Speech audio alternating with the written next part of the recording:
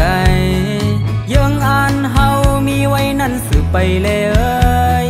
เพอเคยเลยสั่งเพอเคยมีสั่งอ๋อเย็นใจอยู่เหมือนคาลิเปิ้นก่อนลาเอ้ยอย่าอายภัย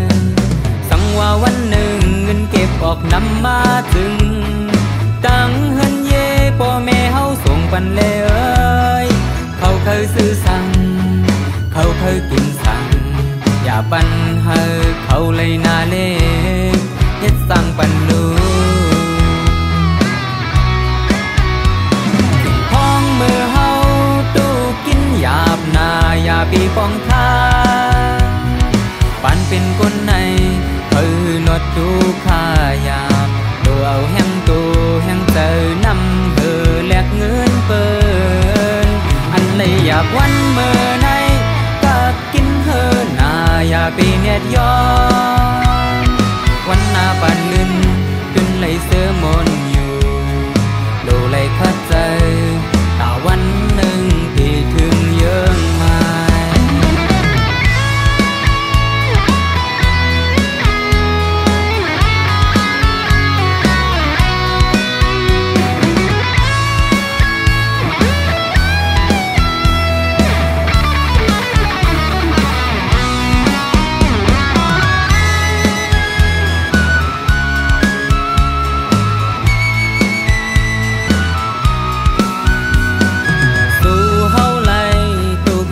ที่เมืองไก่ยังอ่านเฮามีไว้นั่นสืบไปเลยเอ้ยเพอเคยเลยสั่งเพอเคยมีสั่งอ๋อเย็นใจอยู่เหมือนคาลิเปิ้นก่อนลาเอ้ยอย่าอายภัยเพอดีเนว่าไต้ยันเมืองลืมจั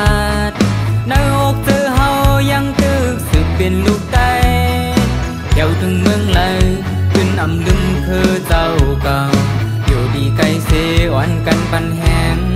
เฮอได้พร้อมกัน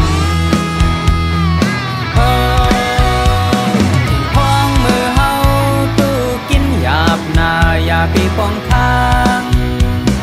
ปันเป็นคนในเฮอลดตูค่ายาดูเอาแห้งตูแห้งเจอนำเฮอแลกเงินเปิ้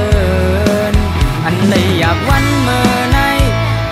กินเฮอนาอย่าปีเน็ดย้อน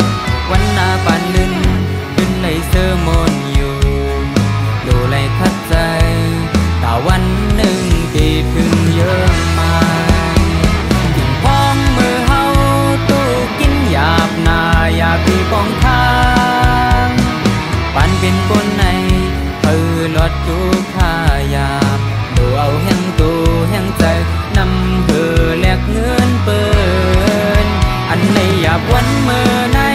กับกินเฮอนาอย่าปีเน็ดย้อน